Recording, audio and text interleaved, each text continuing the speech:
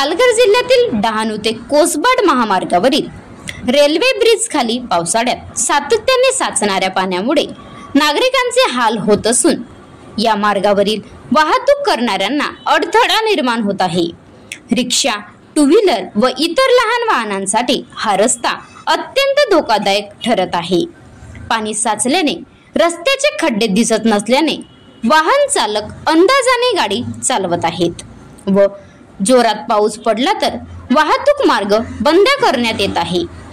या महामार्गावरून जाणाऱ्या गाड्यांमुळे रस्त्याच्या कडेला चालणाऱ्या लोकांवर पाणी उडत असल्याचा वारंवार प्रकार दिसत आहे। या त्रासापासून बचाव करण्यासाठी काही नागरिक थेट रेल्वे ब्रिज वरून ओलांडण्याचा धोका हाती घेत आहेत।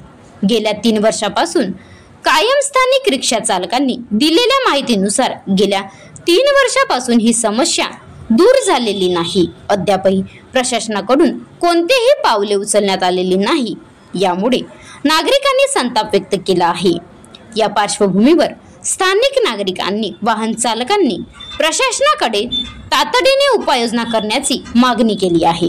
अन्यथा भविष्यात एखादा गंभीर अपघात घडल्यास जबाबदार कोण असा प्रश्न नागरिकांनी उपस्थित केला आहे।